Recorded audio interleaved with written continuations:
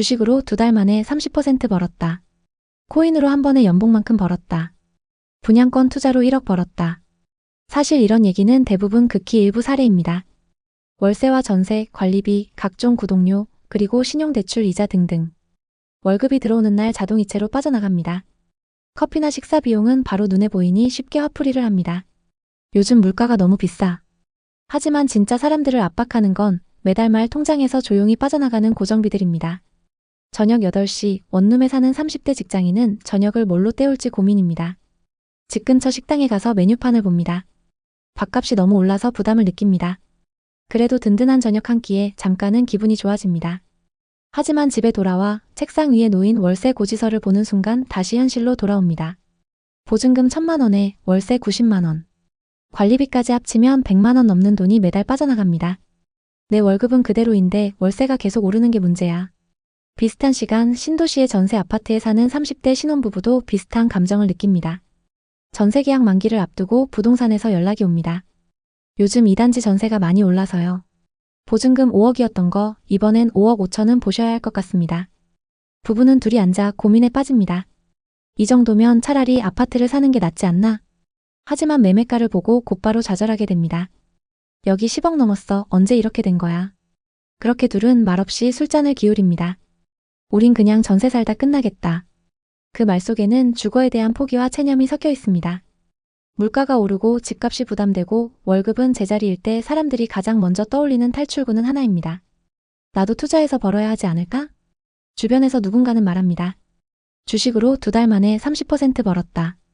코인으로 한 번에 연봉만큼 벌었다. 사실 이런 얘기는 대부분 극히 일부 사례입니다. 하지만 사람들의 머릿속에는 나도 저 중 하나가 될 수 있지 않을까? 이런 기대가 가득합니다. 그렇게 적금을 깨거나 신용대출을 받아 투자에 들어갔다가 마이너스 30% 수익률을 찍는 계좌를 보는 순간 머릿속이 새하얘집니다. 빚까지 끌어서 들어갔던 사람들은 더 괴롭습니다.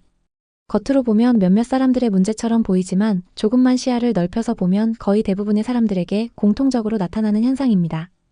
요즘 모든 비용이 소득을 압도하고 있습니다.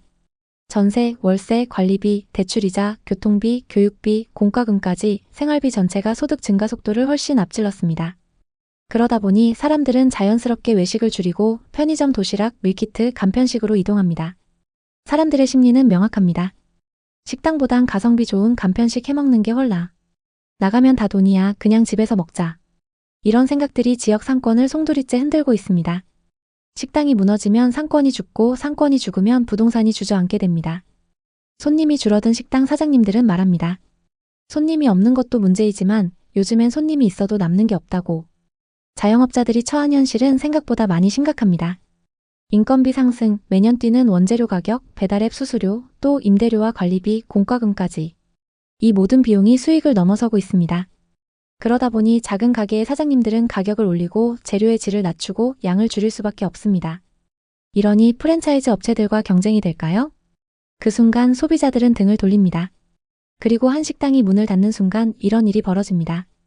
식당 폐업, 유동인구 감소, 옆 가게 매출 하락, 연쇄 폐업, 상권 공실 확대, 건물 가치 하락, 임대 수익 감소, 대출 연체, 급매 출현, 지역 부동산 시세 하락.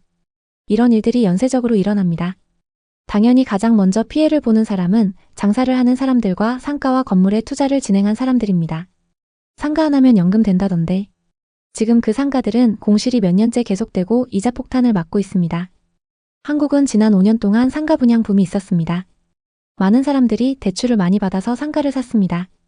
하지만 지금 많은 상가가 이렇게 변했습니다. 임차인이 없으니 월세도 없겠죠. 그러다 보니 관리비, 공과금, 대출이자만 매달 수백씩 나갑니다. 또 시세는 분양가보다 낮고 급매로 올려도 연락이 없죠. 특히 신도시 역세권 상가들은 더 심각합니다. 동탄역, 평택 고덕신도시, 검단신도시, 운정신도시, 일산 킨텍스 주변 등에서는 이미 마이너스 프리미엄 상가가 늘고 있습니다.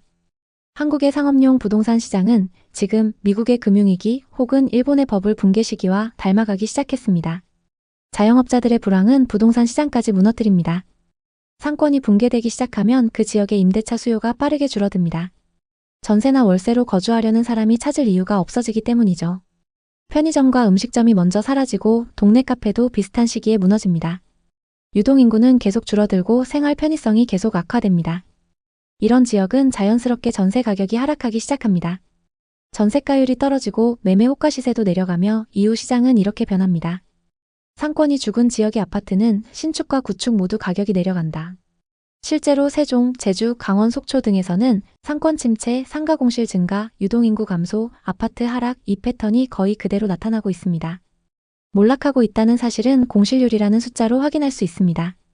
지금 전국의 집계는 충격적입니다. 서울 중대형 상가의 공실률 20%, 강남역 인근 공실 증가, 홍대 합정 신사 공실 증가, 송도 공실률 30% 이상, 동탄, 평택, 세종, 신축 상가들 장기 공실. 혹시 요즘 서울 강남 한복판을 걸어보신 적 있으신가요? 예전엔 많은 사람들이 붐비던 거리에 지금은 1층 전체가 텅 비어있는 건물이 쏟아지고 있습니다. 가로수길, 강남역, 청담, 삼성역, 심지어 테헤란로까지. 벽에는 햇빛의 발에 누렇게 벗겨진 임대문의 스티커가 붙어 있습니다. 임차인이 한 번도 들어오지 않은 곳도 있고 공실이 3년째 이어져 공매로 넘어간 곳까지 등장했습니다.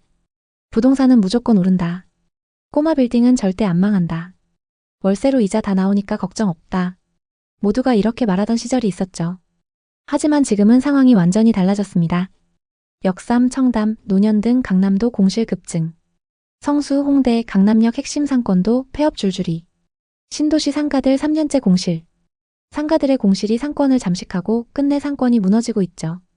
또 상권이 사라지니 임대는 더 안 나가고 임대가 안 나가니 영끌한 건물주는 이자를 못 버팁니다.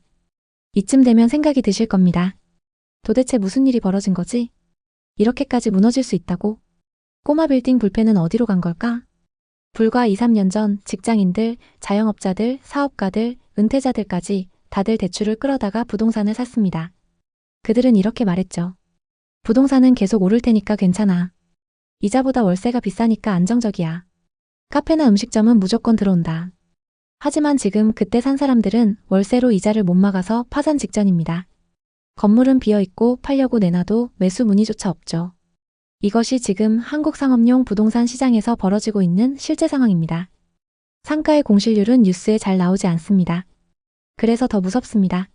강남, 송파, 청담, 가로수길 같은 핵심 상권들이 지금 동시다발적으로 붕괴하고 있기 때문입니다. 핵심 상권이 이 정도면 주거 상권과 신도시의 상가들은 말할 필요도 없습니다. 동탄과 광교, 하남 미사신도시, 남양주 다산신도시 등 신도시 상가가 대표적입니다. 입주 초기엔 대박 예감이었지만 지금은 대부분 임대료 하락과 공실 장기화에 시달리고 있습니다. 이건 단순한 침체가 아닙니다. 구조적 붕괴입니다. 최근 몇 년 동안은 수익률보다 브랜드, 입지, 희소성 등 감성만으로 상가들의 가격이 뛰어올랐습니다. 그런데 지금은 소비가 위축되고 장사가 안 되니 임차인이 이런 임대료를 감당할 수 없습니다. 결국 임차인은 임대료를 감당 못하고 건물주는 임대료를 내리지 않고 공실만 길어지는 구조가 된 겁니다. 완전히 붕괴할 수밖에 없는 구조가 됐습니다. 이는 단순히 상가만의 문제가 아니라 그 지역 전체 부동산의 문제를 보여주고 있습니다. 여기에 최근 눈에 띄게 드러나는 변화가 하나 더 있습니다. 바로 인구 이동 패턴의 급격한 변화입니다. 최근 통계청 자료를 보면 20대부터 40대까지 핵심 경제활동 인구가 지방에서 수도권으로 이동하는 흐름이 더 강화되고 있습니다. 지방 중소도시는 젊은 층 비중이 크게 줄어들고 수도권도 경기 북부보다는 경기 남부 위주로 이동하는 비대칭 현상이 나타나고 있습니다. 이 변화는 단순한 이사 패턴이 아니라 해당 지역의 상권, 자영업, 주거 수요, 전세 시장을 한꺼번에 흔드는 요인이 됩니다. 젊은 층이 줄어든 지역에서는 유동인구가 급감해 식당, 카페, 소매업이 먼저 타격을 받습니다. 이후 임대 수요가 줄어 전세 가격이 떨어지며 매매 가격도 자연스럽게 하락하는 흐름이 반복되고 있습니다. 또 다른 문제는 신규 아파트 공급과 실제 수요의 괴리입니다. 많은 도시에서 입주 물량이 늘었지만 정작 들어와서 살 실거주 인구는 줄고 있습니다. 이 때문에 일부 지역에서는 입주 한 달 만에 수백 세대가 매물로 쏟아지는 현상이 나타나고 있습니다. 지금은 공급 과잉에 인구 유출, 상권 약화, 소득 감소, 대출 부담 증가가 동시에 작용하고 있습니다. 즉 수요가 줄어드는 와중에 공급이 늘어난 지역이 급격히 늘고 있다는 게 핵심입니다. 여기에 금융권 건전성 문제도 심각해지고 있습니다. 은행들은 이미 고위험 대출군을 따로 분류해 관리하고 있고 비은행권의 연체율은 꾸준히 올라가고 있습니다. 특히 부동산 대출 관련 부실이 더 커지면서 지방 상권과 상업용 부동산이 흔들릴 때 금융권의 부담이 그대로 늘어나고 있습니다. 이 모든 흐름은 서로 연결되어 있습니다. 영업이 안 되는 상권, 공실 증가, 상가 가치 하락, 부실 증가, 금융권 불안 확대. 이런 구조가 여러 지역에서 동시에 진행 중입니다. 그리고 부동산 시장 전반에서도 실수요자의 행동 방식이 완전히 달라지고 있습니다. 예전에는 집 사서 버티면 오른다라는 기대가 있었지만 지금은 여러 리스크를 따져보고 천천히 움직이려는 수요가 증가하고 있습니다. 특히 젊은 세대는 대출 부담을 감당할 자신이 없다며 전월세를 더 선호하는 비율도 꾸준히 올라가고 있습니다. 이제는 복합적으로 봐야 하는 시대입니다. 오늘도 끝까지 시청해주셔서 감사합니다.